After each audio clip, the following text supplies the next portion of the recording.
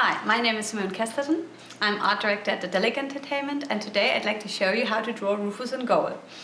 As an example, I'll be drawing the characters for the box art of Deponia, the Deponia trilogy, The Complete Journey. And I'll be showing you step by step how it is done. We used Photoshop. Yes, have fun. So at the beginning I sort of start off with my brushes, have the right ones, don't take too hard ones. I like sort of a bit softer, but not too soft, otherwise you wouldn't get anything done. I have a small sketch of Rufus and now I'm trying to recapture that and find the right volumes and his stance to get that right. Of course, I have a model open. I have him open on the other monitor so I can see how he looks and to get the sizes and the proportions right. It's always important to see are his hands too small or is his face large enough, and you always have to keep that in mind, and then that's best to have it open next to you. Yeah, so here I sort of try to find the pose and to get the volumes right. I'm still really in the finding phase. I think I'm having a bit trouble with the knees and his legs. I don't like them that way, so I sort of start off again. Yeah, that's how it usually starts. Okay, and when now I'm kind of happy with what I have here, so sort of put it on more transparent and work darker on top, sort of on the very rough sketch, slightly less rough sketch, which then at the end I put the cleanup. Oh yeah, here sort of his head was a bit too big, then I sort of pushed it down. It's good to be able to just sort of cut things apart and push them to the places which you want to have them. It's always important to have Rufus's expression right, him looking slightly dumb and a bit clueless. So what did I do here again? What happened? How did this happen? Why is it always me doing stuff like this? Yeah, and still trying to find the proper volume, sort of his right shapes. I always pay a lot of attention to hands. It's important to have them right because they convey a lot, and it's always good to have pretty hands. I mean, if somebody draws good hands, I'm always happy. I usually draw them in the train, and when people sort of reading a newspaper or playing around on their mobile, I always sort of sketch that quickly. Sort of you need really hands aren't that easy, and you need a lot of practice. That's like that with everything. I mean, you really need to practice, and in the train you always have unsuspecting models, so I like doing that. Always have a sketchbook with you, that's really important. Yeah, here detailing him more and more. His jacket, of course it's a bit loose and it's sort of flying a bit. I mean, but it looks better than when it's just hanging down, so I always give it a slide as if there was wind, so this is a bit more open and it doesn't just hang there. Yeah. And what I also find very important is the volumes of like how when the leg is bent, the ring which shows me, okay, how far can I look into this leg, how far is it bent, and these cylinders, to have them right at the beginning, sort of they give you the right illusion of volume. If you just sort of would ignore that or do the volume just the other way around, it would confuse people, and I think that's what often happens if people aren't that haven't been drawing that much. They sort of confuse the volume, sort of draw, like when the knee is bent they would sort of draw it the other way around sometimes, and they wonder what's going wrong. So keep in mind your volumes and your cylinders, and at the end everything is done. Now the cleanup. Here it's important to get the lines right and the line weight. I always vary between a couple of brushes. With like the raising brush is usually slightly smaller than the one I paint with. Yeah, and here this file is really large. I had to do this in very large because it's for the cover and we need it in high resolution. I don't really recommend drawing in that large files because, as you see here, I erase a lot and try to get the lines less wobbly.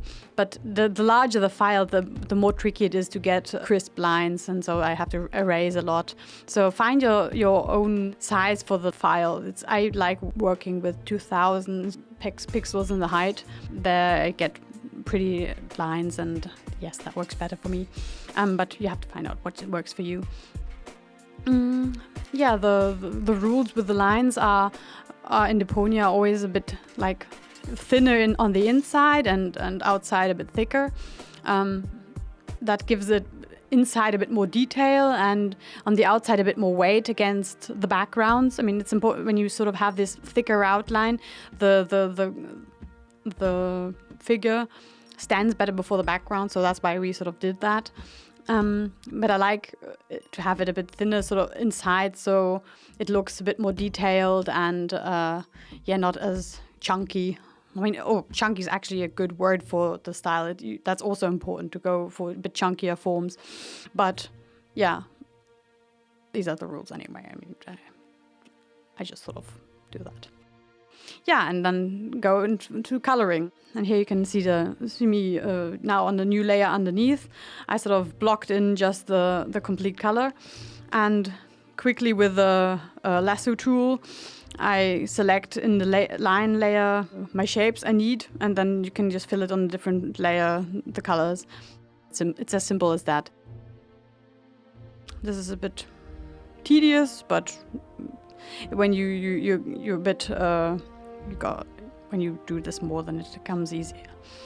Well, it's not that tedious, it just has to be done, but it's not that creative.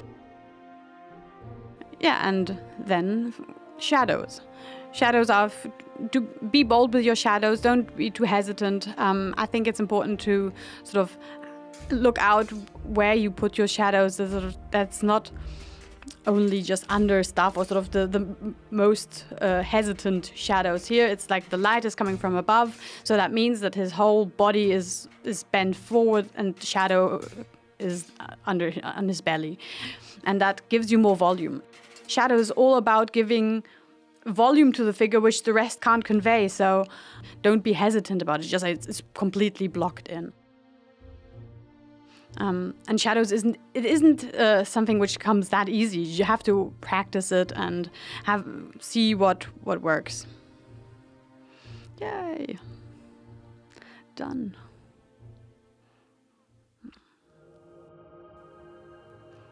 So now I start with gold. Basically the same way as with Rufus. I have a small sketch of her.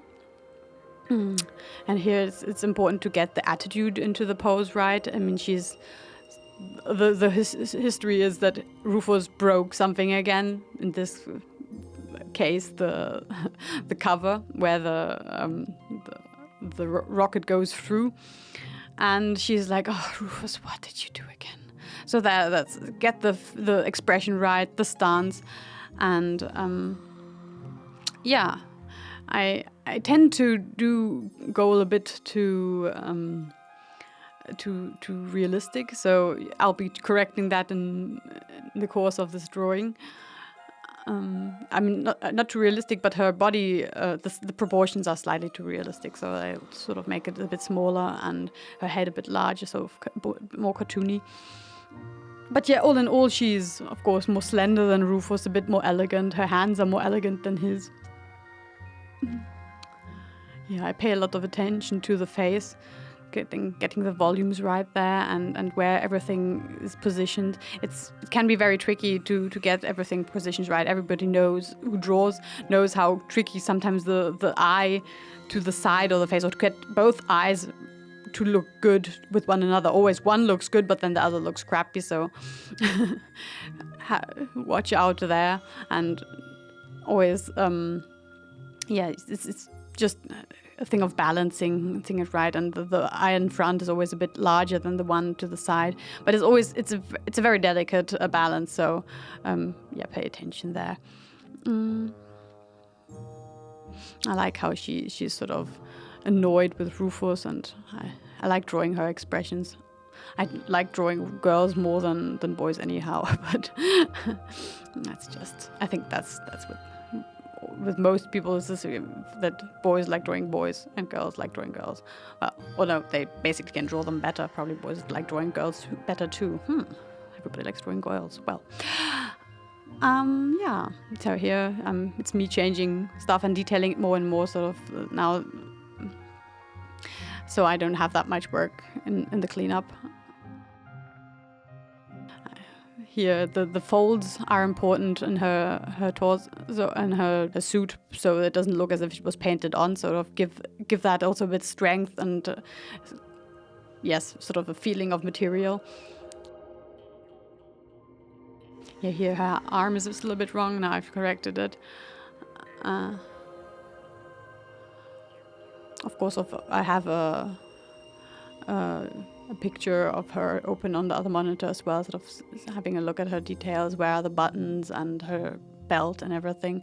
Okay, the belt isn't there yet, but it will be coming right now.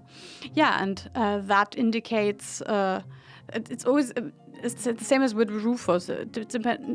It's important to get the volumes right, and the way her hips is tilted are tilted.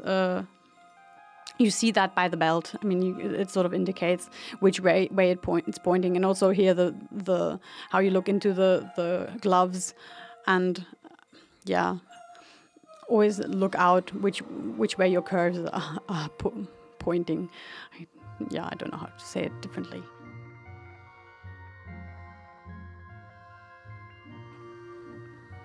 Yeah, still adjusting things. I like that tool. It's the warp tool.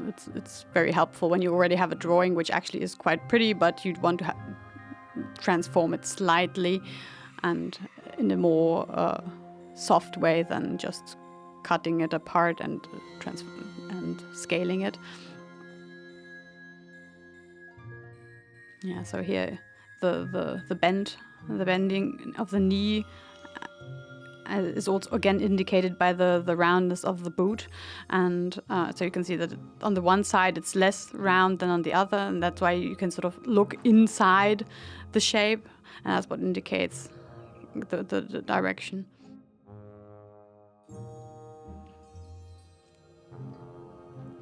I'm not a big fan of Gold's feet. I think they're a bit too chunky. I should have designed them differently.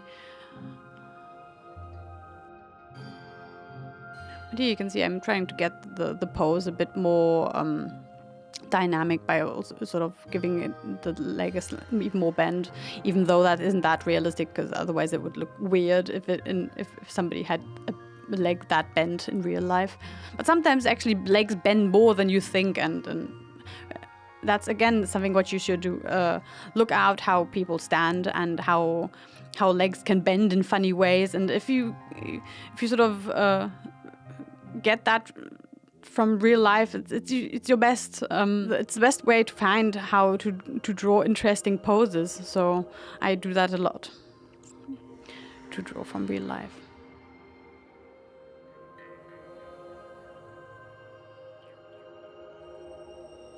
Okay, and now with the cleanup. Same as with Rufus, thin lines on the inside, outside thicker. Also from the top, make them, like with that eyebrow on the top line is slightly thinner than underneath. That's also a rule. Sort of the light comes from above, so also the lines above are slightly thinner than the ones from the bottom. I mean, it's very slight, but if you think about things like that, you do get more life into your lines. How much effort goes in just sort of adjusting an eyebrow. I think that's horrible, because that's the size of the file. It's really annoying. But that's also starting jitters. I think that gets a bit better. I pay attention to the eyes and make the lines a bit thicker on her lashes, sort of to draw focus to them, although the other lines in the face are very thin. Okay. And when the cleanup is done, filling it in, here you can see me actually doing it the other way around. I first started off with the shadows and just after filling the form. It doesn't matter which way you do it. I mean, here you can also see your volumes and everything. It's maybe you can say it's not that distracting, all the colors, but I really don't care which way around you do it. Yeah, keep in mind where the light comes from, like the leg which is bent back is in deeper shadow. And also the arm, which is sort of pointing away from the light.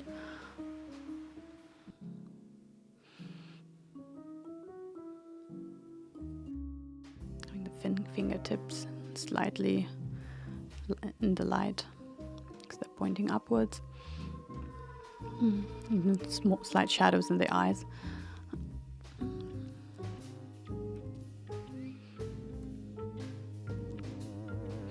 All just to convey volume and to give it more perspective and basically volume. Okay, now colors, blocking those in with the select tool.